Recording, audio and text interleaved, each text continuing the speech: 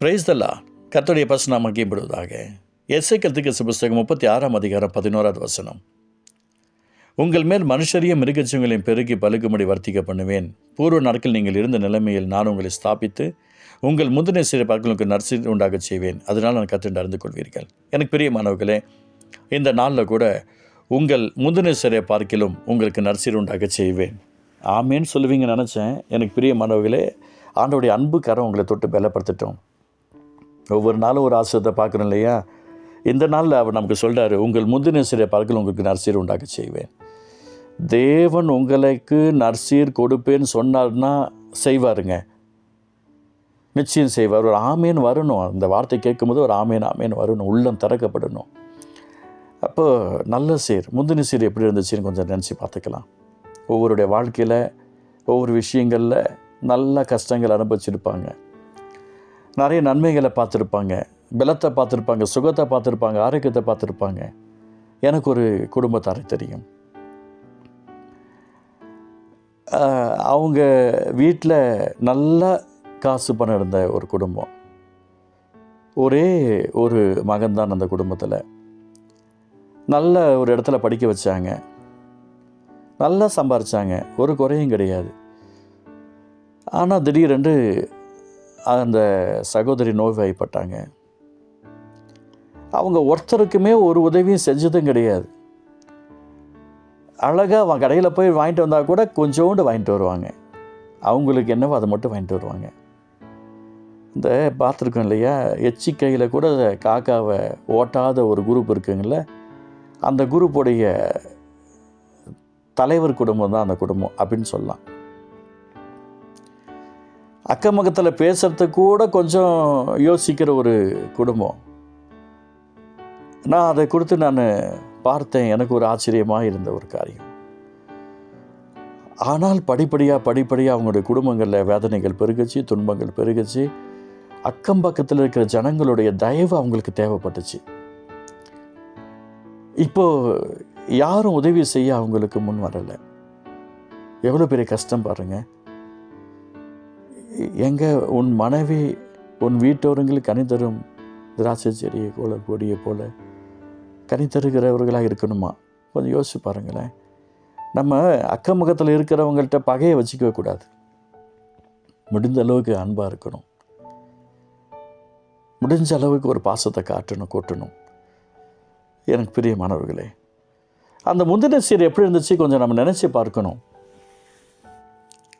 நான் ஆண்டவருடைய நாமத்துக்காக சொல்கிறேன். ஊழியத்தின் பாதையில் ஆரம்ப நாட்களில் ஒரு இடத்துக்கு நான் போயிட்டுருக்கும்போது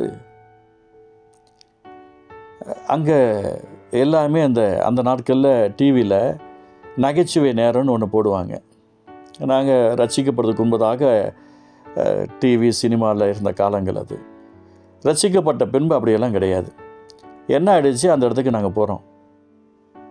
என்ன நடக்குது, ஒரு ரட்சிக்கப்பட்ட ஒரு குடும்பம், ஊழியம் செய்கிற குடும்பம், நிறைய ஊழியர் அங்கே இருக்கிறாங்க.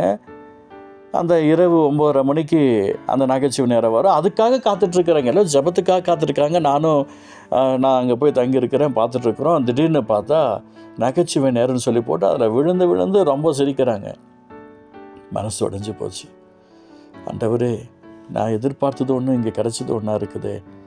இவங்களாம் ஊழியம் செய்கிறாங்கன்னு சொல்லி தானே வந்தேன். ரொம்ப அழுதேன். தனிமையில் போயிட்டு நான் உட்காந்து முழங்கால் படிட்டு கண்ணீரோடு ஜெபம் பண்ணிட்டுருந்தேன். அதை அந்த குடும்பத்துடைய தகப்பனர் பார்க்கிறார். அமைதியாக இருந்தார். TV வாலியத்தை card. ஏன் குறைக்கிறீங்க அப்படின்னு ஒரு சிலர் பேசியிருக்கிறாங்க, எனக்கு தெரியாது. அமைதியாக இருங்க, உள்ள செல்வா ஸ்ப்ரே பண்ணிருக்காங்கன்றாங்க. ஒவ்வொருத்தரும் அவங்களால திருப்பி அந்த நேரத்தை பார்க்க முடியல. ஒவ்வொருத்தரும் ஜெபம் பண்ண ஆரம்பித்தாங்க. எனக்கு பிரியமானவர்களே, கர்த்தர் நம்ம நல்லது தான் கொடுக்குறார். முந்தின சீர் நல்லா தான் இருக்கும். ஆனால் வீணான சிந்தனைகளுக்கும் எண்ணங்களுக்கும் ஏக்கங்களுக்கும் இந்த உலகத்தின் வழிபாடுகளுக்கும் உலக ஆசைகளுக்கும் உலக ஏக்கங்களுக்கும் நம்முடைய ஆவி ஆத்மா சரீரத்தை விட்டு கொடுக்கும்போது, ஒப்பு கொடுக்கும்போது, அர்ப்பணிக்கும் போது ஆட்டோமேட்டிக்காக அந்த உலகத்துக்குரிய சுபாவங்களும் உலகத்துக்குரிய பிரச்சனைகளும் உலகத்துக்குரிய சிந்தனைகளும் உலகத்துக்குரிய எல்லா விதமான அருவருப்புகளும் வந்து சேரதான் செய்யும். இந்த முந்தின காரியங்களில் ரொம்ப கவனமாக இருக்கணும். முந்தின சீரை பார்க்கல நற்சீர் உண்டாக செய்வன் சொல்கிறார். நல்ல சீர் பரிசுத்த ஆவியானவர் தான் நமக்கு நல்ல சேர். இயேசுவின் ரத்தம் தான் நமக்கு நல்ல சேர். பரிசுத்தம் தான் நமக்கு நல்ல சேர். அபிஷேகம் தான் நமக்கு நல்ல சேர். பரிசுத்தாவின் கனிகள் தான் நமக்கு நல்ல சேர். பரிசுத்தாவின் வரங்கள் தான் நமக்கு நல்ல சேர். இந்த சேரை விட்டுட வேண்டாம். பரிசுத்த ஊழியம் தான் நமக்கு நல்ல சேர். பரிசுத்த குடும்பம் தான் நமக்கு நல்ல சேர். பரிசுத்த ஐக்கியம் தான் நமக்கு நல்ல சேர். எங்களுடைய ஐக்கியம் பிதாவோடும் குமாரனாக இயேசு கிறிஸ்துவோடும் இருக்குதுன்னு சொல்லி பார்க்கிறோமே. இயேசுவின் நாமத்தில் நான் சொல்கிறேன், இந்த நல்ல சீரை இழந்துட வேண்டாம். முந்தின சீர் ஆபிரகாமிலிருந்து ஆதாமில் ஆரம்பித்து மல்கியா வரைக்கும் இருக்கிற அநேக சீர்களை பார்த்தோம். அநேக சீர்கள் இருக்கிறார்கள். ஆனால் நல்ல சேர் இயேசப்பா தான் நமக்கு நல்ல சேர். இயேசுவின் ரத்தம் தான் நமக்கு நல்ல சேர். அவருடைய வார்த்தை தான் நமக்கு நல்ல சேர். அபிஷேகம் தான் நல்ல சேர். நம்முடைய ரட்சிப்பு தான் நல்ல சேர். கிருபை தான் நல்ல சேர். பரிசுத்தாவி தான் நல்ல சேர். பரலோகம் தான் நமக்கு நல்ல சேர். உங்கள் முந்தின சேரை பார்க்கலாம் உங்களுக்கு நற்சீர் உண்டாக செய்வேன். இயேசுவின் நாமத்தில் நான் சொல்கிறேன், நீங்கள் நல்லா இருப்பீங்க, ஆசுதமாக இருப்பீங்க. இயேசுவின் நாமத்தில் நான் சொல்கிறேங்க, கவலைப்படாதீங்க, தைரியமாக இருங்க. உன் கையில் ஒன்றுமே இல்லைன்னு சொல்லி பார்க்காதீங்க. வெறும் கையை அவருக்கு நேராக நீட்டுங்க. எங்களை ஆசீர்வதிங்கப்பான்னு சொல்லி கேளுங்க. நற்சீர் உண்டாக செய்வேன்னு சொன்னீங்களே, இயேசுவின் ரத்தஞ்சேன்னு சொல்லுங்கள். பரிசுத்த அபிஷேகத்தால் நிரம்புங்க, வல்லமையால் நிரம்புங்க, கனிகளால் நிரம்புங்க, வரங்கள் நிரம்பும், ஆஸ்வதிக்கப்படுவீர்கள். நீங்கள் நல்லா இருப்பீங்க, நீங்கள் ஆசுதமாக இருப்பீங்க. அன்பு தகப்பனே, நீர் ஆசீர்வதிப்புக்கு ஸ்தோத்திரம். கிருபை தாங்கட்டும். உங்கள் முந்தின சீரை பார்க்கலும் உங்களுக்கு நற்சீர் உண்டாக செய்வேன்னு சொன்னீங்களே, இயேசுவின் நாமத்தில் அற்புதம் செய்யுங்கப்பா. ஆமென், ஆமென்.